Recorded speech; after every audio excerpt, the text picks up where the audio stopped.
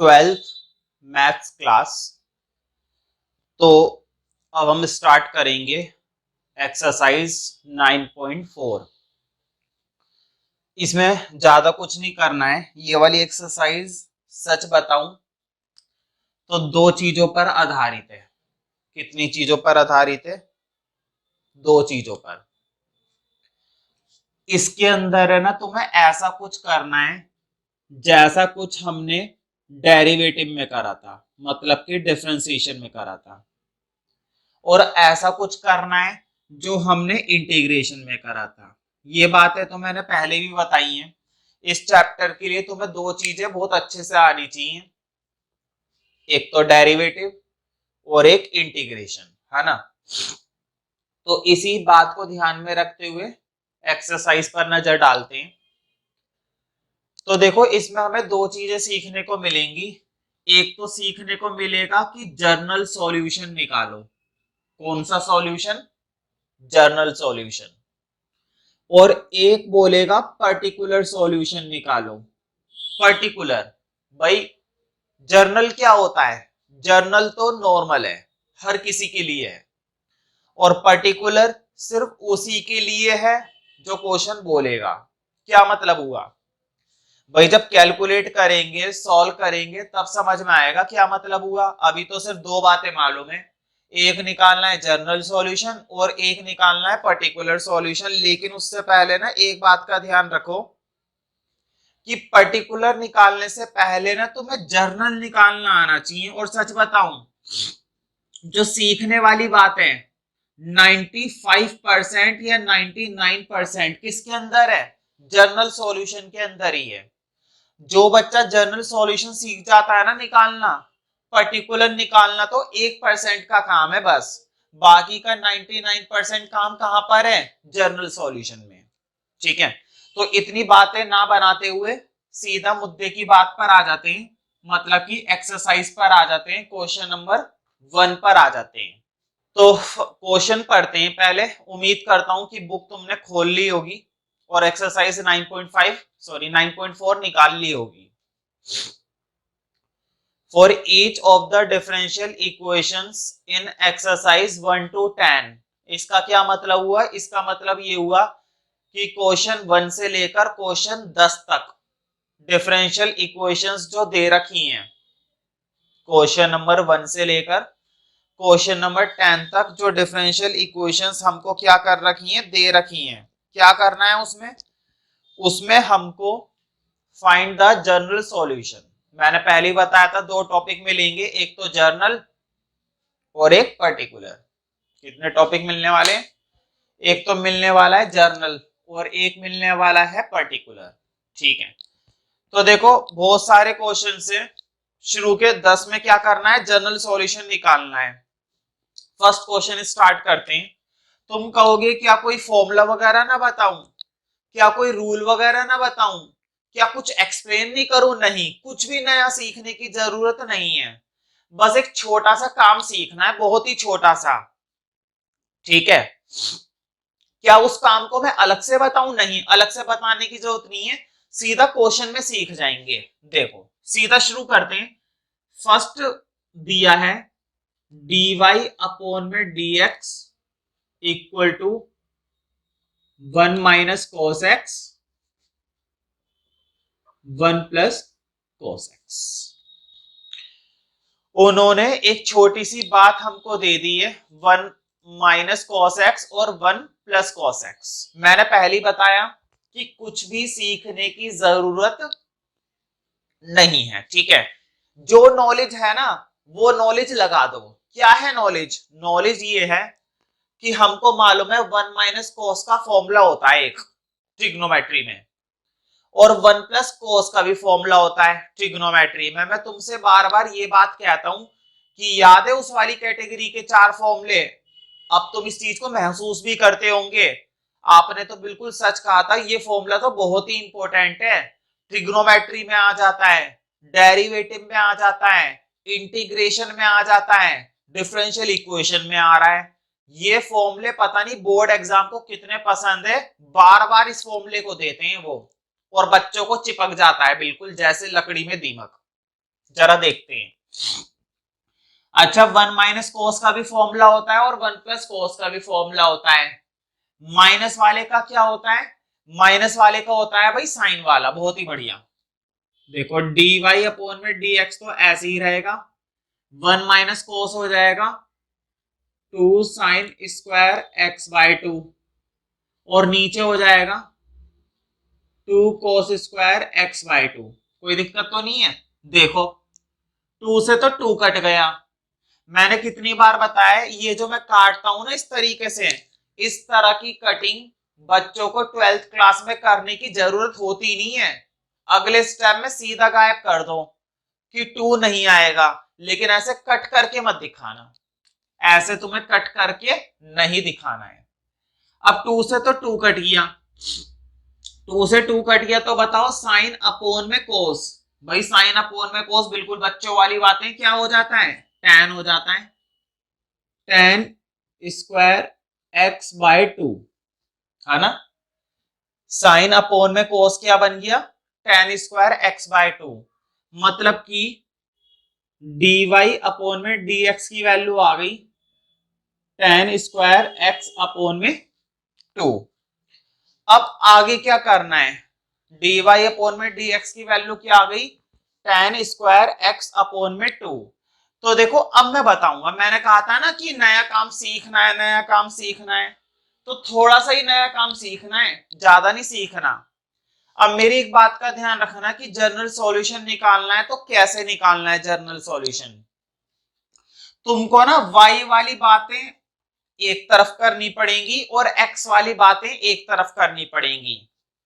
y वाला variable एक तरफ और x वाला वेरिएबल एक तरफ, सब कुछ। देखो जरा मुझे बताओ ऊपर क्या लिखा हुआ है? dy और नीचे क्या लिखा हुआ है? dx।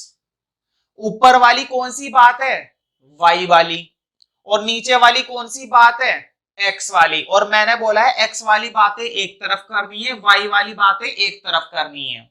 ठीक है, अब इधर देखो, बताओ ये जो tan स्क्वायर x बाय 2 है, ये पूरी की पूरी ट्रिग्नोमेट्री किस में लिखी हुई है? x में लिखी हुई है।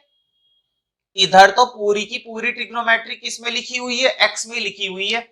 ये जो अपोन में dx है ना, अपोन में dx, अपोन में dx को उधर भेज दो। बताओ dx इधर क्या हुआ है? डिवाइड हुआ है। dx की वैल्यू इधर क्या हुई है?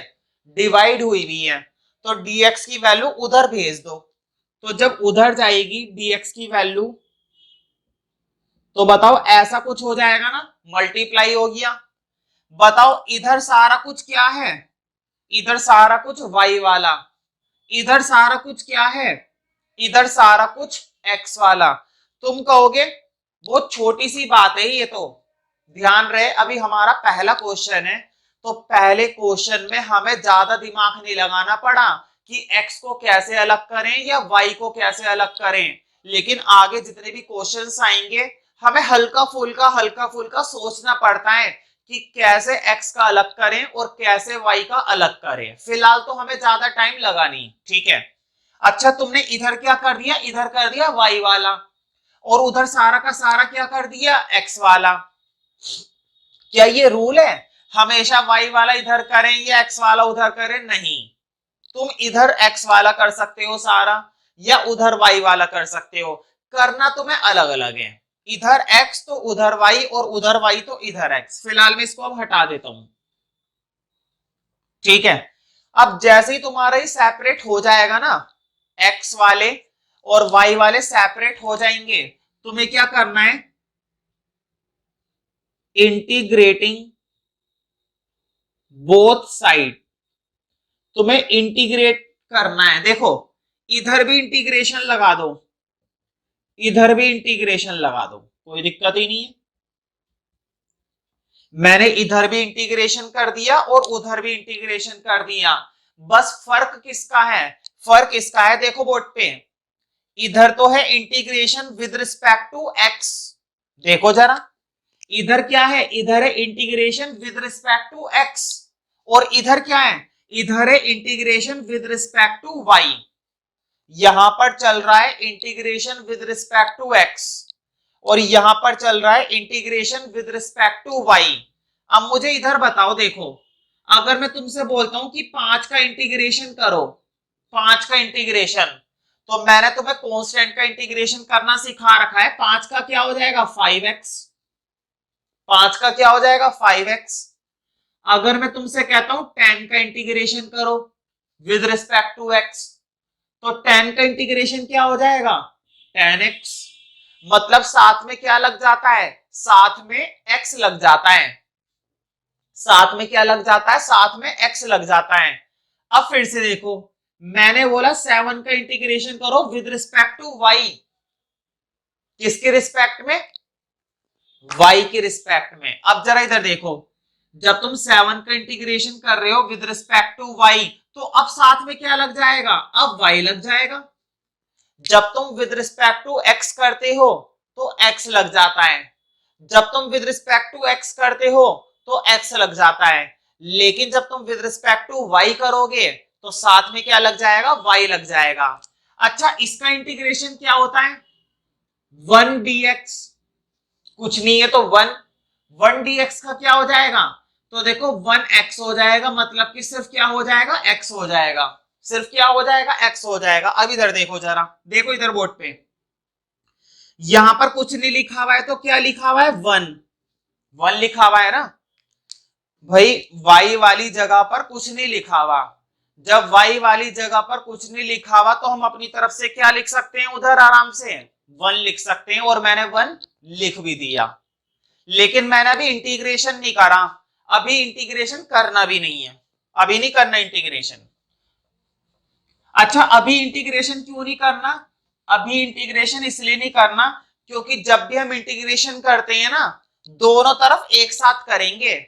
इधर तो हो सकता है, अभी अभी मैंने सिखाया था, देखो 1 का इंटीग्रेशन क्या होता है x, और यहां पर 1 का integration with respect to y है, तो क्या हो जाएगा 1 का इंटीग्रेशन विद रिस्पेक्ट टू हो जाएगा y। लेकिन अभी करना नहीं है, अभी इसलिए नहीं करना क्योंकि उधर का भी नहीं हो सकता, उधर का इंटीग्रेशन अभी हो नहीं सकता ना, उधर का इंटीग्रेशन करने के लिए थोड़ा सा चेंज करना पड़ेगा।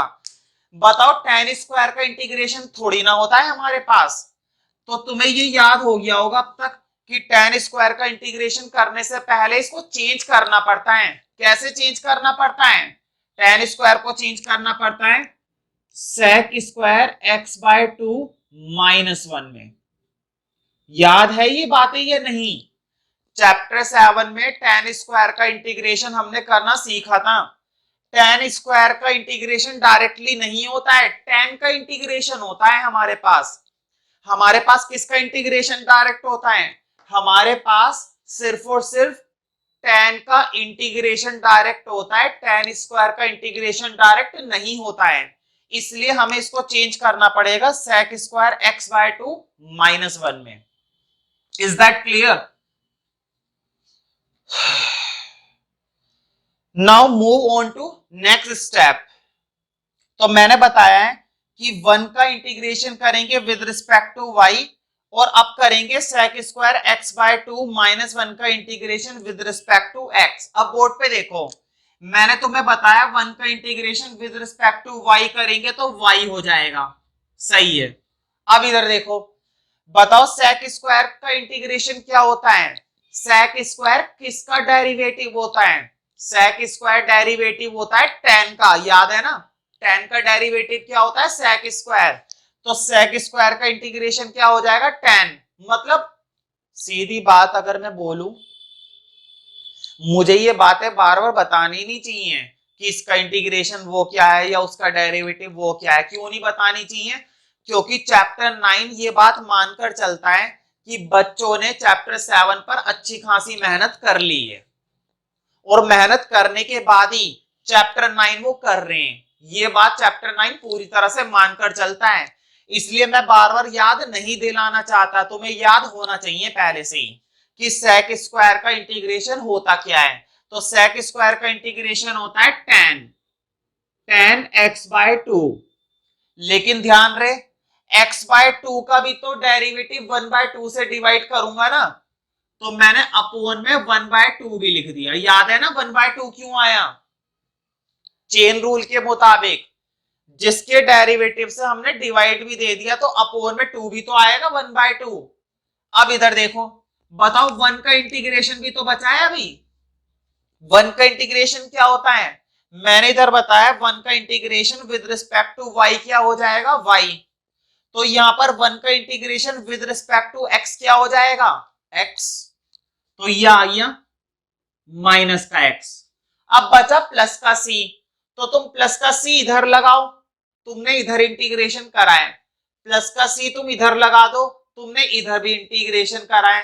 तो प्लस का c तुम कहीं पर भी लगा सकते हो, इधर लगाना चाहते हो इधर लगा दो, प्लस का c इधर लगाना चाहते हो इधर लगा दो, दोनों जगह मत लगाना। तो मैंने इधर लगा दिया, ठीक है। अब देखो थोड़ा तरीके से लिख लेते हैं। ये 1/2 है ना, तुम्हें मालूम है ना 1/2 जब अपोन में फ्रैक्शन होता है तो उसका रेसिप्रोकल हो जाता है, तो 2 ऊपर चला जाएगा। ये आ गया, ये हमारा आ चुका है जर्नल सॉल्यूशन। बिल्कुल सही है, यही हमारा जर्नल सॉल्यूशन है। This is the required journal solution for the given equation, ठीक है।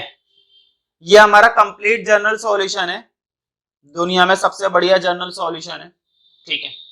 तो देखो पहला क्वेश्चन करा है ना, इसलिए थोड़ा सा टाइम लग गया, कॉन्सेप्ट भी बताना पड़ता है, थोड़ा सा लॉजिक भी बताना पड़ता है, सभी चीजें हैं, ठीक है।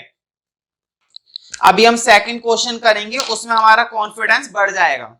उस बच्चे को बड़ी दिक्कत हो सकती है इन क्वेश्चंस में जिसकी 7 चैप्टर में बहुत कच्ची कमांड है, मतलब उसको इंटीग्रेशन का ही कॉन्सेप्ट नहीं पता, और उस बच्चे को दिक्कत हो सकती है जिसको डेरिवेटिव का कुछ नहीं पता। इसलिए बोला जाता है बहुत ही फोकस के साथ कि स्टूडेंट को सबसे पहले चैप्टर 7 और चैप्टर 5 पर बहुत अच्छी कमांड करनी पड़ेगी, तभी वो इस चैप्टर को करे। देखो क्वेश्चन नंबर 2 देखते हैं।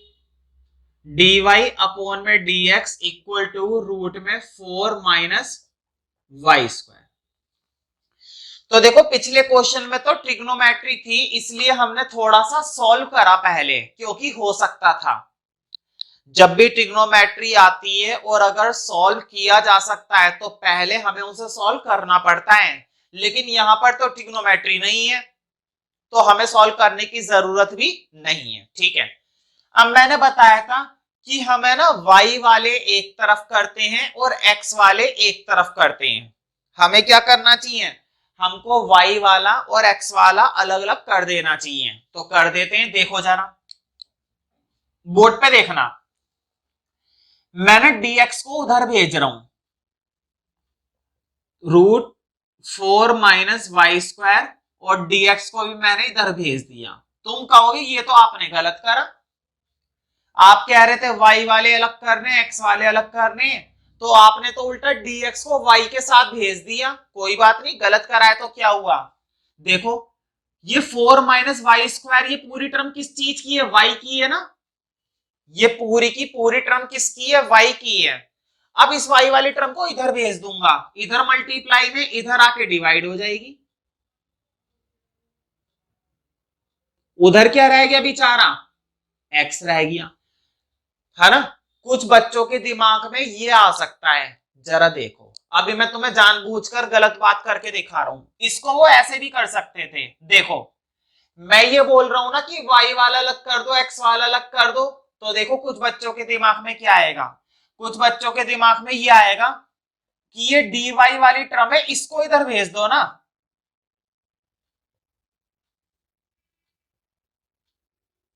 ये देखो ये भी तो अलग अलग हो गया, x वाला इधर y वाला इधर, x वाला इधर y वाला इधर, कोई दिक्कत नहीं है, कर सकते हैं। लेकिन जरा इस बात का ध्यान रखना कि ये जो dx और dy होते हैं ना, इन्हें कभी भी अपोन में नहीं रखना है तुम्हें, कभी भी ये अपोन में होते ही नहीं है।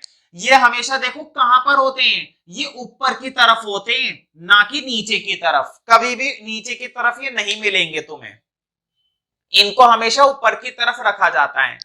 तो अगर तुम ये वाले स्टेप करते हो तो इसके बाद है ना तुम्हें रेसिप्रोकल करना पड़ जाएगा खामे खा, तो रेसिप्रोकल का झंझट ही मत करो, है ना। इसलिए मैंने क्या करा, मैंने dx को उधर भेज दिया। ठीक है, तो अब ये एक्स्ट्रा चीजें मैं हटा देता हूं, घिच पिच हो जाती है थोड़ी। देखो मैंने सेपरेट कर दिया ना, मैंने बताया था जैसे ही सेपरेट हो जाए करे ना, इंटीग्रेशन कर दिया करो बोथ साइड। तो देखो एक लाइन लिखनी पड़ेगी, इंटीग्रेटिंग बोथ साइड्स। ये मत लिखिए करो किसकी रिस्पेक्ट में, ये मत लिखिए करो, बस क्या लिखना है, इंटीग्रेटिंग बोथ साइड। सिर्फ इतनी सी बात लिखनी है, किसकी रिस्पेक्ट में कर रहे हैं ये बात बताने की जरूरत नहीं है। क्यों नहीं बताना, क्योंकि हमें इधर y की रिस्पेक्ट में करना है, इधर x की रिस्पेक्ट में करना है, तो कैसे बताएंगे दो दो, इसलिए सिर्फ इतना लिख दिया करो, इंटीग्रेटिंग बोथ साइड्स। अब देखो, अब इंटीग्रेशन का साइन आ गया, अभी करा नहीं है, अभी सिर्फ क्या आया है, अभी सिर्फ साइन आया है। जरा इधर देखो, मुझे बस इतनी सी बात बताओ, ये वाली बात बता दो मुझे, यहां पर कुछ नहीं लिखा हुआ है तो क्या लिखा हुआ है, 1 लिखा हुआ है ना। इंटीग्रेट करना है 1 का विद रिस्पेक्ट टू x, और इंटीग्रेट करना है इस चीज का। इस फॉर्मूले को पहचान लिया तुमने, ये वही फॉर्मूला है, ए स्क्वायर माइनस वाई स्क्वायर, या फिर ऐसे कह लो एक्स स्क्वायर वाला पढ़ा है हमने तो, है ना, ये वही वाला फॉर्मूला है। क्या होता है इसका answer, sine inverse x upon में ए। क्या होता है इसका integration, sine inverse x upon में ए, यही होता है ना।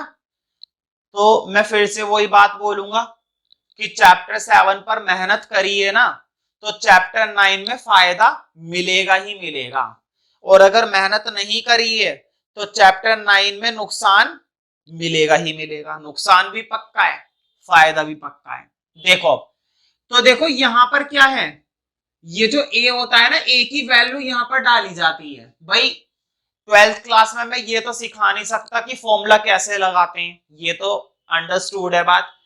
यहां पर ए की वैल्यू वहां पर डाल दी जाती है। अब जरा इधर आ जाओ, तो इसमें तुम फॉर्मूला लगा रहे हो तो क्या बनेगा, साइन इनवर्स y अपोन में, बताओ अपोन में क्या आएगा, 4 लिखा हुआ है ना, 4 का क्या मतलब है, 4 का मतलब है 2 का स्क्वायर। 4 का क्या मतलब है, 4 का मतलब है 2 का स्क्वायर। तो बताओ 4 का मतलब 2 का स्क्वायर, तो अपोन में आएगा 2। अब इधर देखो, 1 का इंटीग्रेशन कर रहे हो विद रिस्पेक्ट टू x, तो 1 का integration with respect to x में क्या आएगा, x ही आएगा प्लस c। देखो जरा, जब किसी कांस्टेंट का इंटीग्रेशन करते हैं ना, तो जिसकी रिस्पेक्ट में करते हैं वो आ जाता है।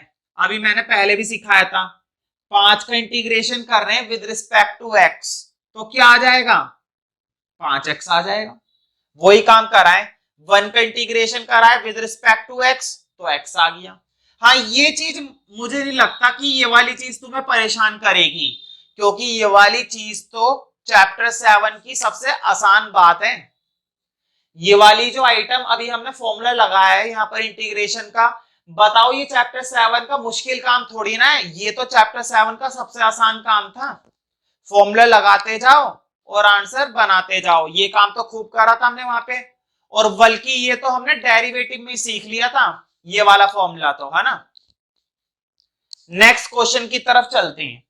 तो ये क्या चल रहे हैं, ये जनरल सॉल्यूशन चल रहे हैं।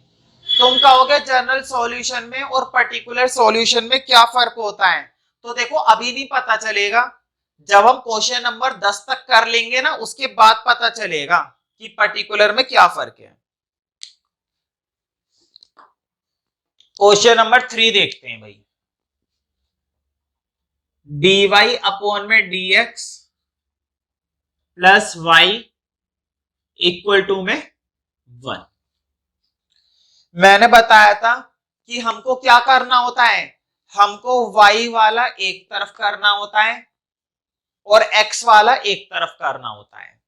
y वाला एक तरफ, x वाला एक तरफ, y वाला एक तरफ, x वाला एक तरफ, है ना। करते हैं फिर, इतना गाना गाने की क्या जरूरत है।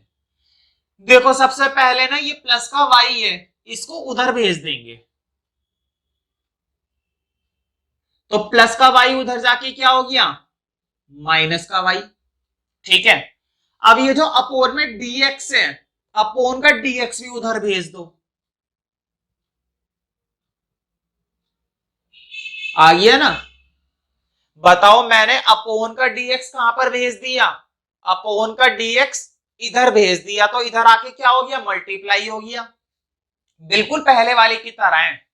अब बताओ, ये जो 1 माइनस वाई है, ये क्या है टर्म, ये वाई वाली टर्म है ना, ये जो 1 माइनस वाई लिखा हुआ है, ये कौन सी टर्म है, ये हमारी वाई वाली टर्म है। कौन सी वाली टर्म है, ये हमारी वाई वाली। तो इसको वाई के पास ही होना चाहिए, किसके पास होना चाहिए इस टर्म को, वाई के पास। तो 1 माइनस वाई को इधर ले आओ, तो डी वाई अपोन में 1 माइनस वाई, और उधर क्या बच गया, dx बच गया, हो गया सेपरेट। देखो इधर क्या है, इधर सारा x वाला, इधर क्या है, इधर सारा y वाला, हमारा x और y का वेरिएबल सेपरेट हो चुका है ना। नाउ इंटीग्रेट बोथ साइड्स, तो फिर से एक लाइन आएगी भाई, इंटीग्रेटिंग बोथ साइड्स, है ना। क्या करने की जरूरत है, इंटीग्रेट करने की जरूरत है, और क्या कीर्तन करने की जरूरत थोड़ी ना है। यहां पर भी इंटीग्रेट कर दिया, और यहां पर भी।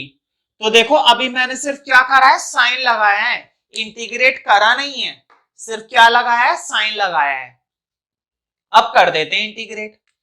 देखो बताओ, इधर तो कुछ नहीं है, 1 है भाई, अब तक तो ये बात रट जानी चाहिए। 1 का integration with respect to x, x ही होता है। 1 का integration with respect to y, y ही होता है। तो फिलहाल 1 का इंटीग्रेशन करना है विद रिस्पेक्ट टू एक्स, तो ये x आ गया। ठीक है, अब इसका करते हैं, 1 माइनस वाई जब अपोन में आता है, मुझे बताओ इसका इंटीग्रेशन तुम्हें याद होगा, 1 अपॉन एक्स का इंटीग्रेशन क्या होता है, log x। तो बताओ 1 अपॉन वाई का क्या हो जाएगा, log y। लेकिन यहां पर क्या है, यहां पर तो 1 माइनस वाई है, यहां पर क्या है, 1 माइनस वाई। अब मैं तुम्हें एक बात बता देता हूं, जब भी अपोन में 1 माइनस एक्स या 1 माइनस वाई वगैरह होते हैं ना, तब भी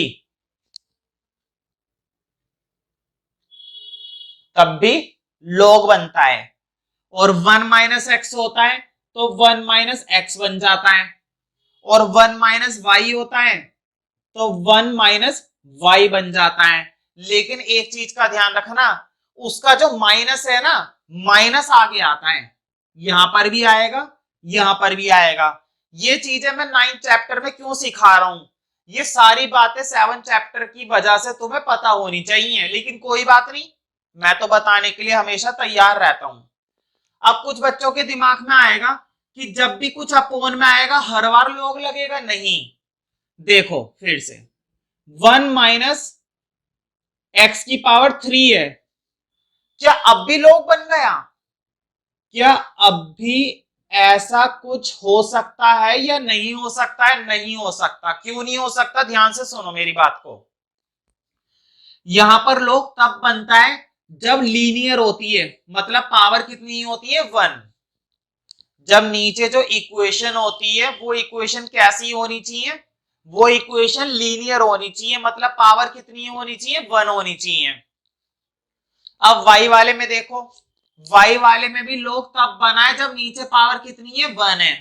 अब इसमें देखो, यहां पर भी log तब बना है जब x की पावर कितनी है, 1 है। तो ये कॉन्सेप्ट सिर्फ लीनियर इक्वेशन में चलता है, क्यूबिक, क्वाड्रेटिक या किसी अनदर पावर में नहीं अप्लाई होगा। ठीक है, तो फिलहाल वापस मुद्दे की बात पर आ जाते हैं। ये 1 माइनस वाई लिखा हुआ है, तो बताओ यहां पर ये कॉन्सेप्ट अप्लाई हो सकता है, बिल्कुल। y की पावर क्या है, 1 है, तो log लगा दो, log 1 माइनस वाई। और मैंने बताया था माइनस आएगा तो माइनस आगे भी आएगा।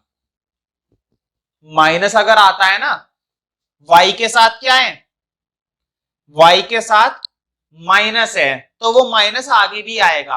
अब प्लस सी कहीं पर भी लगा लो, इधर लगा लो प्लस सी, चाहे इधर लगा लो, एक ही बात है, दोनों में से कहीं पर भी तुम प्लस सी लगा सकते हो। Now let's do it next question.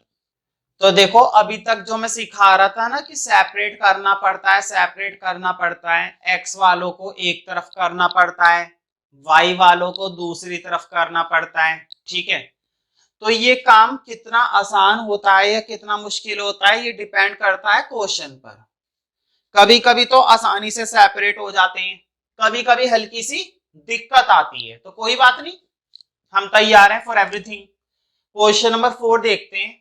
4 में लिखा हुआ है sec square x tan y। इस तरह के क्वेश्चन को बड़े ध्यान से उतारना पड़ता है, जल्दबाजी में छोटी मोटी गलती हो जाती है तो बड़ी भारी पड़ती है। इक्वल टू में 0। तो मैंने बताया था कि x वालों को एक तरफ और y वालों को एक तरफ। सबसे पहला काम है ना जीवन में एक किया करो कि dx वाली टर्म को एक तरफ कर दिया करो और dy वाली टर्म को एक तरफ। जितना भी dx है एक तरफ और जितना भी dy है एक तरफ। मुझे बताओ यहां पर dy चिपका हुआ है, पूरा का पूरा उधर ले जाएंगे। यहां पर dx चिपका हुआ है, पूरा का पूरा इधर ही रखेंगे, ठीक है। इसमें क्या चिपका हुआ है, dy, इस पूरे को उधर भेज देंगे। चलो भेजते हैं फिर। तो ये पूरी की पूरी टर्म यहां पर प्लस की थी, इधर आके देखो मैंने क्या कर दी, इधर आकर मैंने माइनस की कर दी। अब जरा इधर देखो, मैंने कहा था कि x वालों को एक तरफ करो और y वालों को एक तरफ।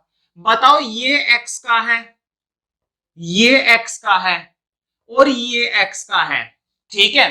ध्यान से देखो जरा, इसके अंदर भी एंगल x छुपा हुआ है और ये तो है विद रिस्पेक्ट टू x, और इसमें भी एंगल x छुपा हुआ है। क्यों ना इस tan को भी इधर ले आऊं, समझ में आई बात। अगर मैं इस वाले tan को इधर ले आऊं तो तुम बुरा तो मानोगे नहीं, है ना।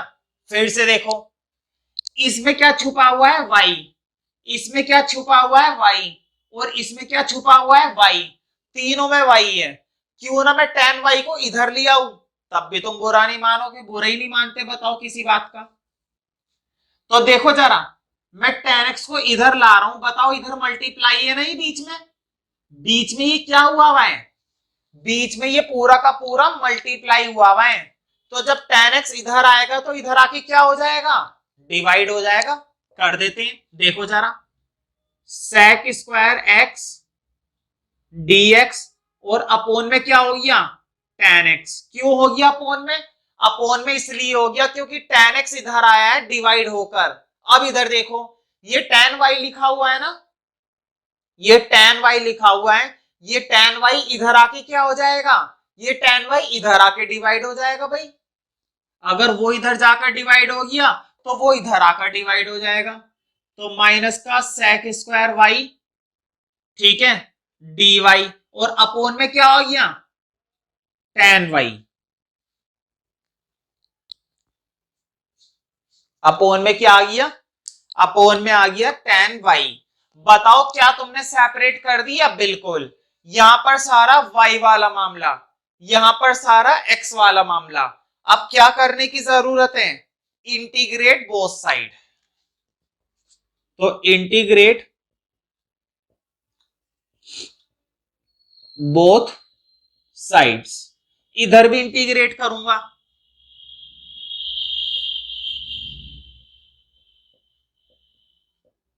और इधर भी इंटीग्रेट करूंगा।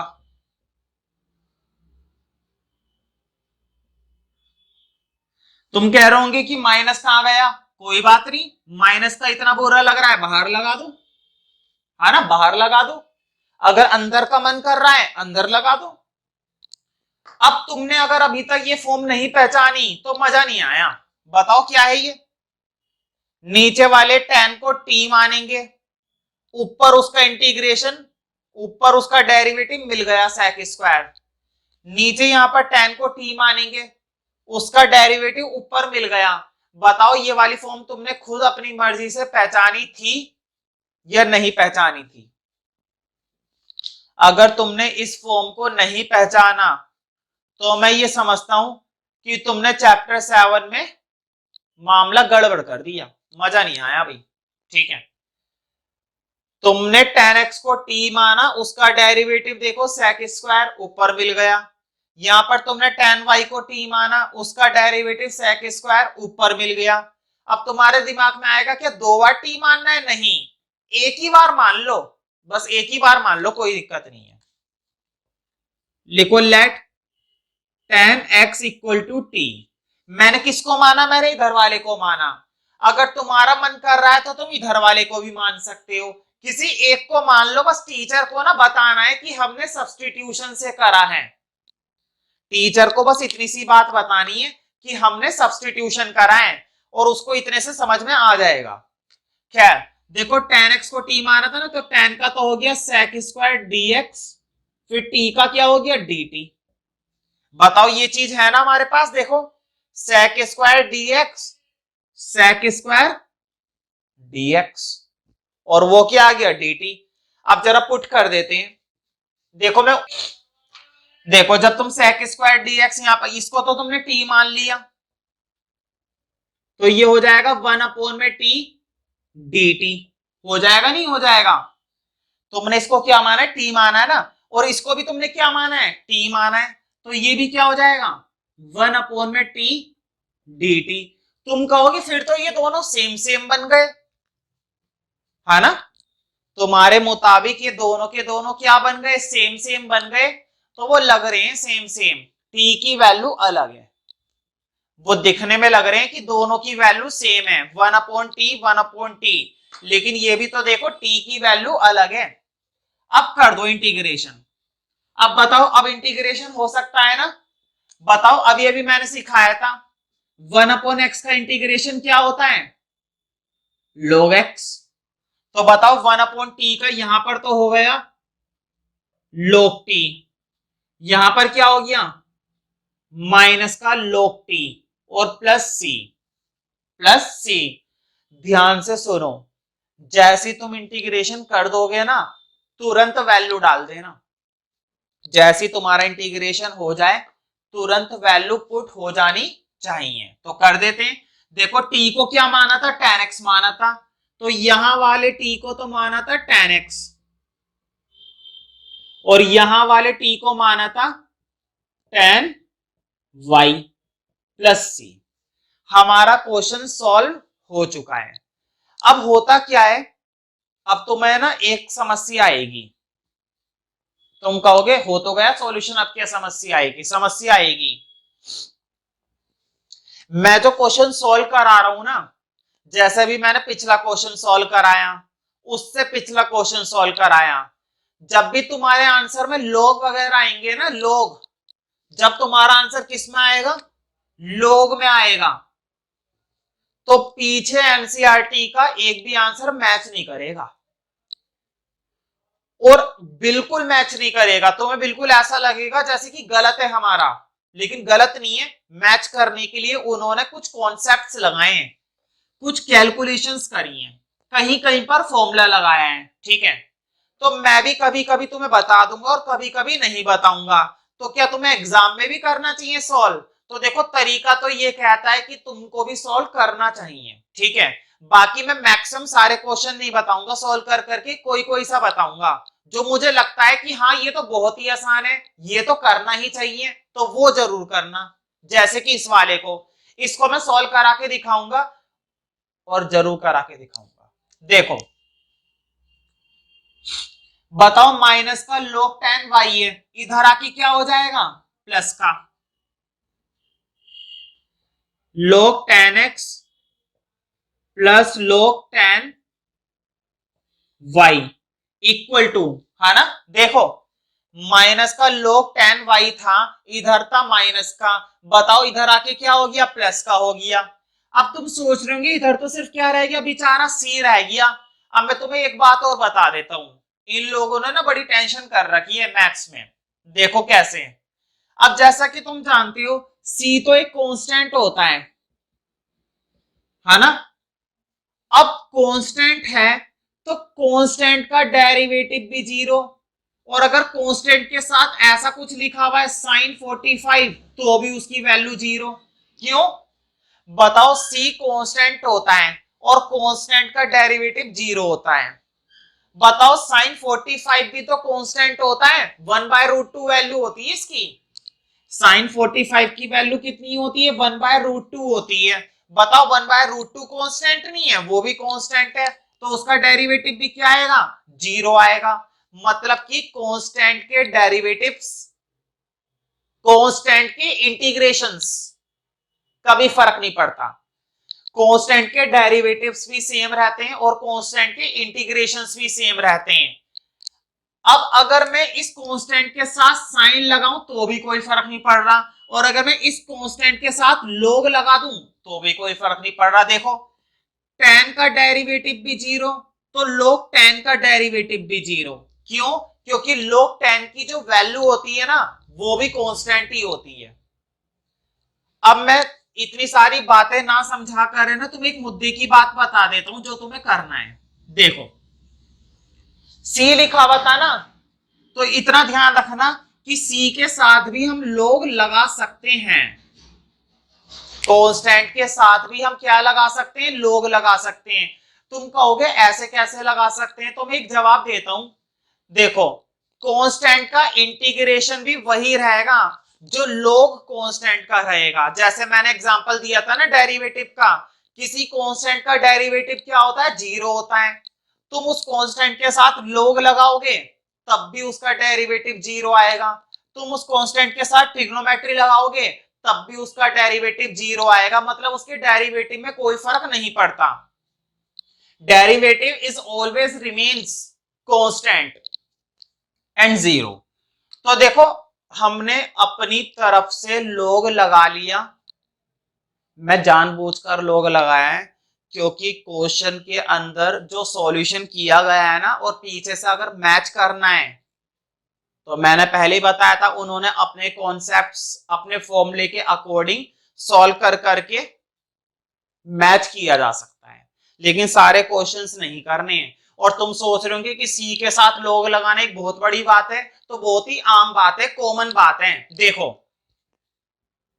5 लिखा हुआ हो चाहे लोग 5 लिखा हुआ हो, सी लिखा हुआ हो चाहे लोग सी लिखा हुआ हो, इंटीग्रेशन की नजर में और डिफरेंशिएशन की नजर में इनकी कोई वैल्यू अलग अलग नहीं है। इसका डेरिवेटिव भी जीरो, इसका डेरिवेटिव भी जीरो, कांस्टेंट का डेरिवेटिव भी कुछ ना कुछ वही आएगा और जो log c का आएगा। समझ रहे हो ना इसका मतलब कांस्टेंट के साथ तुम log वगैरह लगा दो या मत लगाओ कोई फर्क नहीं पड़ता। इसलिए हमने अपनी तरफ से क्या लगा लिया, log लगा लिया। उम्मीद करता हूं इतनी एक्सप्लेनेशन काफी है सी के साथ log लगाने के लिए, है ना। इतना तो बहुत कुछ लगाया भी नहीं है जितना मैंने एक्सप्लेन कर दिया। अब जरा मुद्दे पर आ जाते हैं। देखो मैंने तुम्हें log का फॉर्मूला बता रखा है कि जब log में दो एंगल क्या होते हैं, प्लस में होते हैं, है ना। जब दो लोगरिथम आपस में क्या होती है, प्लस होती हैं, तो उनमें मल्टीप्लाई हो जाती है। तो बताओ tan x की मल्टीप्लाई tan y से हो जाएगी ना, tan x की मल्टीप्लाई किससे हो जाएगी, tan y से। अब देखो इधर भी लोग उधर भी लोग, अब तुम्हें समझ आ गया होगा कि मैंने सी के साथ लोग क्यों लगाया था। तो सी के साथ लोग इसलिए लगाया था ताकि वो लोग से लोग कट जाए। तो लोग से लोग कट जाएगा, यहां से बचेगा tan x, यहां से बचेगा tan y और यहां से बचेगा c। बस इतना सॉल्यूशन पीछे दे रखा था, इतना सॉल्यूशन पीछे दे रखा था। तो वो इस तरह से सॉल्व कर देते हैं, इस तरह से पूरा वो सॉल्व करके रख देते हैं। तो उम्मीद करता हूं ये छोटी मोटी बातें तुम्हें भी ध्यान रखनी चाहिए। और इस तरह का सॉल्यूशन अगर पेपर में करने का मौका मिले तो जरूर करना, क्योंकि ये आसान है। अगर कुछ हैवी सा आता है, ज्यादा हार्ड आ जाता तो भले ही छोड़ देना, लेकिन इस तरह का इजी सॉल्यूशन तो जरूर करना लोग वाला। मतलब जिस जिस क्वेश्चन में मैं करवाता जाऊंगा ना उस क्वेश्चन का तो तुम्हें जरूर ही करना है। नेक्स्ट क्वेश्चन देखते हैं, क्वेश्चन नंबर 5।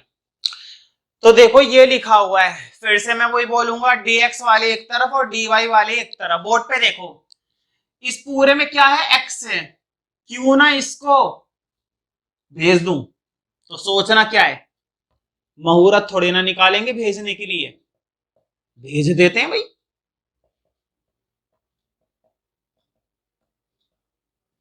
देखो जरा, ये पूरी टर्म यहां पर क्या थी, माइनस की थी। ये पूरी टर्म गोले वाली, ये गोले वाली टर्म यहां पर माइनस की थी, ये गोले वाली टर्म उधर जाकर क्या हो गई, प्लस की हो गई भाई।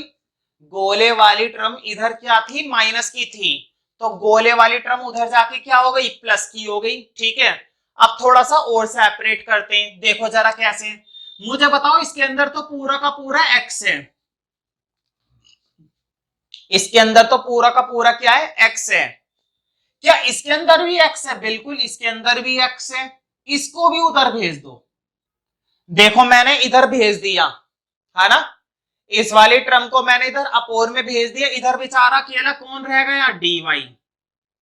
अकेला कौन रह गया इधर, डी वाई। बताओ मैंने सेपरेट कर दिया ना, अब क्या करेंगे, फिर से वही लाइन लिखेंगे, इंटीग्रेट बोथ साइड्स। तो यहां पर भी इंटीग्रेट कर दिया डी वाई, और यहां पर भी इंटीग्रेट कर दिया।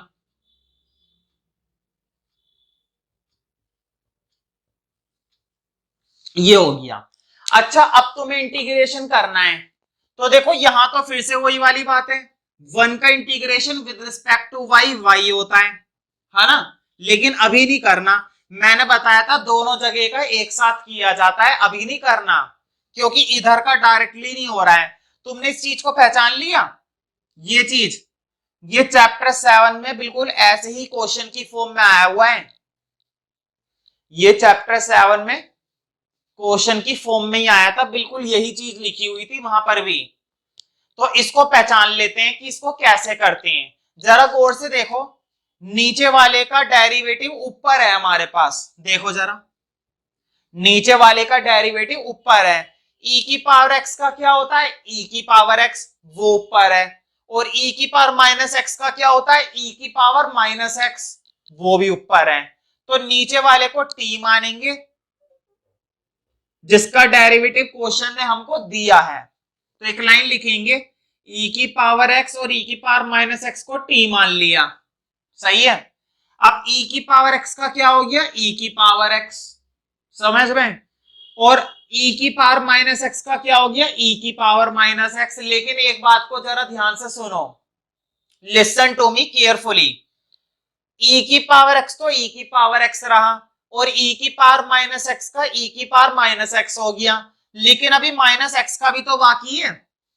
देखो यहां पर तो x था इसलिए मैंने नहीं बोला, क्योंकि x का डेरिवेटिव तो 1 ही होता है। लेकिन माइनस x का 1 नहीं होता, माइनस x का माइनस 1 होता है। माइनस x का डेरिवेटिव क्या होता है, माइनस 1। तो वो जो माइनस आएगा ना, उस माइनस की वजह से ये माइनस हो जाएगा, dx dt। देखो तभी तो क्वेश्चन ने हमको भी बीच में माइनस दिया है, ये दिखाई दे रहा है तुम्हें, तभी तो क्वेश्चन ने हमको बीच में भी माइनस दिया है, पहले से ही सेट कर कर आके दे रखा है उन्होंने हमें। और फिर मैं ये समझता हूं कि तुमने चैप्टर 7 की बहुत तगड़ी प्रैक्टिस करी है ना, तो ये क्वेश्चन करना तुम्हारे लिए बच्चों का खेल है।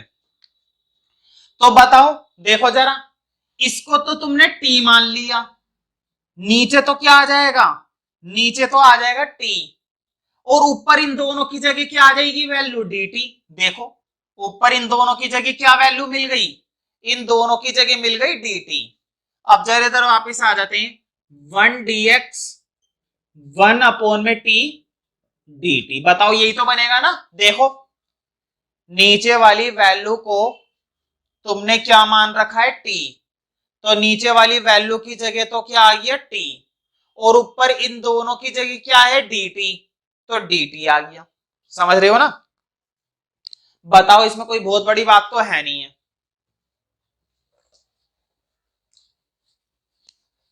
मैं फिर से वही बोलूंगा, अगर जिस बच्चे को ये वाली बातें समझ में नहीं आ रही ना, मैंने ये क्या कर दिया टी वगैरह मानकर, इसका मतलब ये हुआ कि चैप्टर 7 में अभी बहुत कमी है। चैप्टर 7 अगर करा होता तो मुझे ये कराने की जरूरत भी नहीं होती। अब कर देते हैं इंटीग्रेशन। देखो 1 का integration with respect to x क्या हो जाएगा, अच्छा यहां पर तो विद रिस्पेक्ट टू वाई है, 1 का integration with respect to y क्या हो जाएगा वाई, और 1 अपॉन टी का क्या होता है log t plus C, end में ना टी की वैल्यू डाल देंगे।